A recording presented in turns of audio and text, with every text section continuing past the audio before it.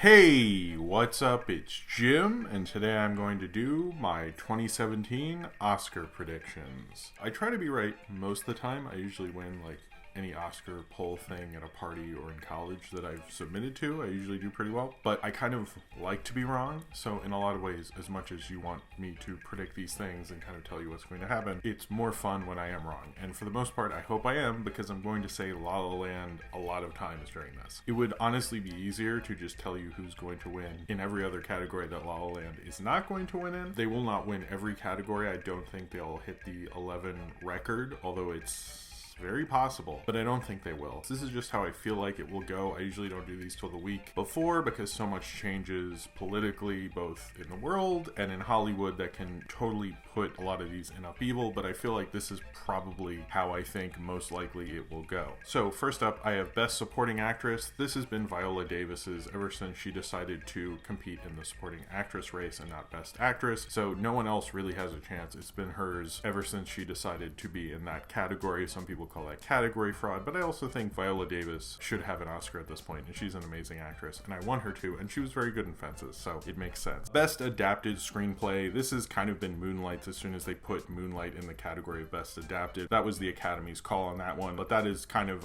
one of the few that Moonlight will win, but I think it's kind of always been known as Moonlight's in the bag, which will be good because I want Barry Jenkins to come home with something for a movie as amazing as Moonlight. Best Original Screenplay, I think most likely a lot of people are going to say La La Land, and I guess maybe, but I kind of think La La Land will sweep up a lot of the more technical stuff. Manchester by the Sea is probably not going to win much of anything, so I actually think Kenneth Lonergan, whatever, is probably going to win for Best Original Screenplay. La La Land got a lot of shit for winning Original Screenplay at the Golden Globes, and any screenplay award it's won, people haven't been really as happy with it, and I think usually the screenplay awards go to films that make the voters think a little bit more, that they're not as emotionally involved in, and believe it or not, a lot of the voters are more emotionally involved in La La Land than like an emotional movie like Manchester by the Sea. So I think they'll probably give it to that. And Amazon's been pushing it so hard, and that's kind of the only major category La La Land's kind of weaker in and could possibly swoop in there. Best Visual Effects. Although you do have a precedent-setting nomination for Kubo, and Kubo does have a lot of good vibes behind it, and Doctor Strange, to be honest, also might be the first Marvel movie to ever win, or Marvel Studios movie, because Spider-Man 2 won, to win Best Visual Effects. I think Jungle Book has the best chance because Jungle Book was so acclaimed and was the biggest hit and is the most visible of them, but this is a little more up in the air, but a lot of people consider this like a shoo-in for Jungle Book, so I'm just gonna say that. Best Animated Film, I think, will most likely be Zootopia. A lot of people were talking about like Kubo, and Kubo certainly probably will be the runner-up or something, and has a bit of a chance since it won the BAFTA recently, and has been getting a lot of other nominations that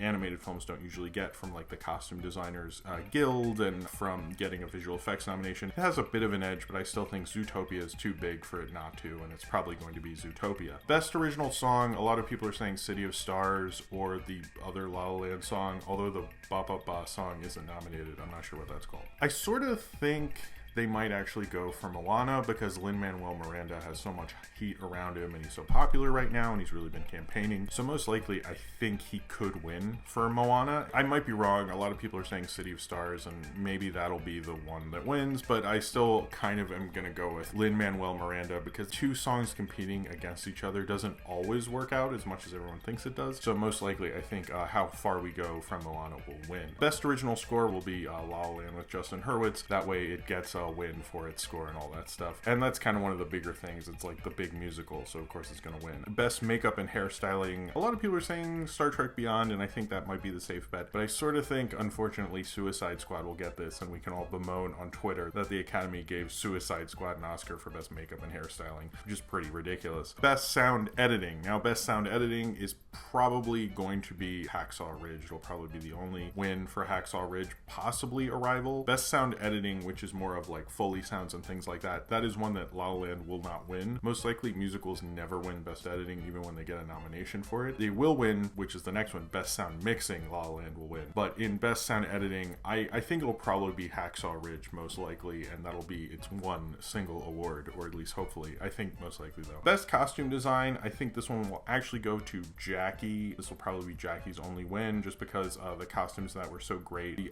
Academy usually goes for more period stuff, and there's nothing like, as much period in this category as Jackie. The costumes that were great, and I don't think La La Land costume-wise is like that good, you know. And this was one of the nominations it got the most crap for, so I think it'll probably go to Jackie instead. Best production design, I don't agree with this to be honest, but I think it will be La La Land because people like that. So also best film editing, I think it'll be La La Land from Tom Cross, who I believe also edited Whiplash, so he's already won before. Even though I think La La Land doesn't have the best editing, to be honest, I think there's a lot of the other films do, but the Academy always makes a big deal that they don't love showy editing, or they don't like editing where you know there's editing going on, which is like, okay, that doesn't mean it's good or bad, to be honest, but that's always been a thing with the Oscars, so of course they're gonna give it to something like La La Land, so you'll get sick of this. Best cinematography, probably also La La Land. A lot of how showy the cinematography was with his tracking shots and stuff. Most people who don't know anything about cinematography will vote for it, and that's usually how it is. You'll see like a pretty meadow or some crap like that, and they'll give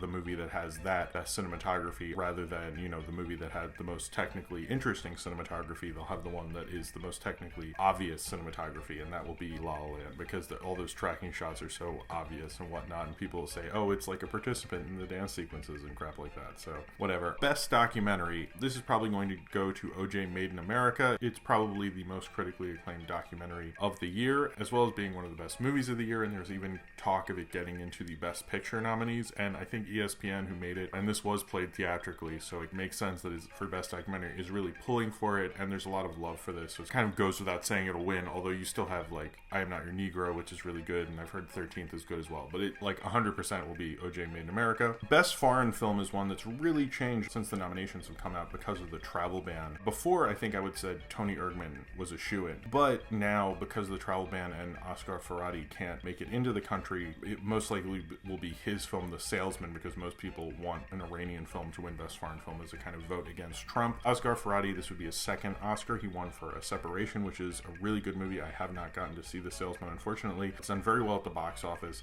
I think Tony Erdmann could pull it off, but it's either going to be one or the other. Tony Erdmann obviously got a big, high-profile Hollywood remake coming out with The Return of Jack Nicholson, and that plays more into Academy votes than probably people are going to talk about, because Nicholson is an Academy favorite, but I still think The Salesman most likely is going to win. Best Supporting Actor, I think this is one of the two that Moonlight definitely has in the bag, and that's with Mahershala Ali. A lot of people are saying Dev Patel for Lion, and I know Lion's been building, especially after the nominations came out, but I think Mahershala Ali has kind of had this in the bag for a very long time. A lot of the acting awards aren't as surprising this time at all. In fact, this is probably one of the weaker years in terms of guessing who's going to win, because so many of them were predetermined before even the nominations came out, and Mahershala Ali is definitely one of those. Best Actress, this is just Emma Stone's. There's no one even really competing. I think Meryl Streep has a bit of a chance, but that's more for how political her Golden Globe speech was, less for her movie, and I don't think that really helps. So I think Emma Stone's going to ride the La La Land wave to a Best Actress win. Best Actor is a little more tricky, because I think most people have looked at this as Casey Affleck's to lose, and I normally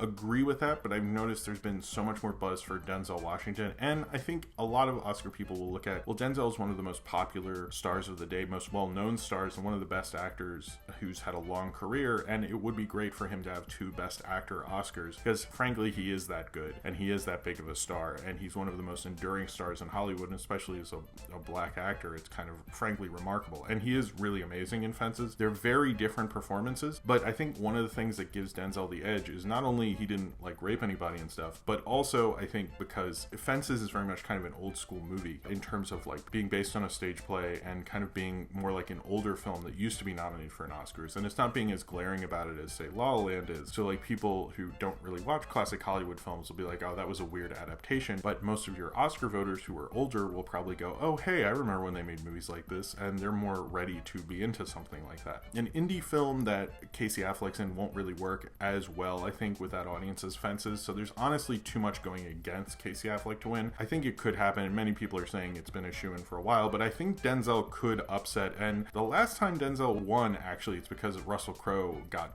weird at the BAFTAs, and it really helped Denzel win. Denzel's been nominated so many times, and I think they kind of probably want to give him a second Oscar rather than giving an Oscar to Casey Affleck, who is kind of begrudgingly being a big movie star and stuff, and has kind of gotten there on privilege, and that's usually not the kind of thing thing the Oscars are as into as like a triumphant performance, especially one that Denzel really cared about, and someone who does mainly big action movies to kind of step away from that and make kind of a stage performance, I think solidifies that Denzel Washington is going to win Best Actor. But I could be wrong. Although, to be honest, if it was me, I'd pick Denzel over Casey Affleck. So, Best Director, a lot of people were saying Barry Jenkins would win this because of the Best Picture, Best Director split that's become more and more common with the Oscars. It's going to be Damien Chazelle. They're going to give it to him. Just get used to it. I want it to be Barry Jenkins, obviously, but it's not going to. And Best Picture is going to be La La Land.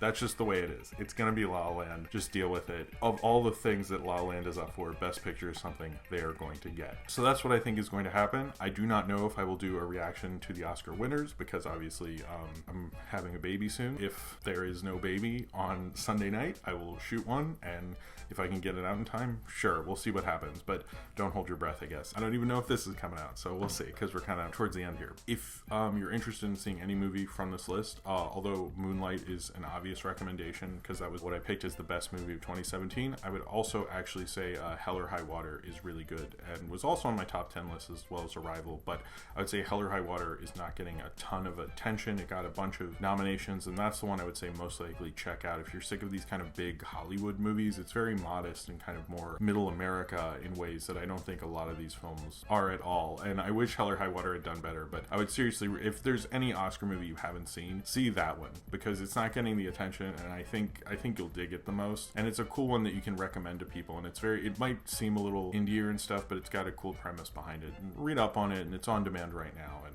will probably be streaming shortly. So anyway, I hope you've enjoyed these picks. I hope you enjoyed this background with the mirror and all that stuff. Thank you very much for watching. Comment below with your Oscar predictions, or even what you wish was nominated and stuff like that, which I'm sure there'll be a few Deadpools in there and stuff. Leave your comments below about how you feel about these nominations and the winners and your predictions and my predictions, and subscribe if you would like to.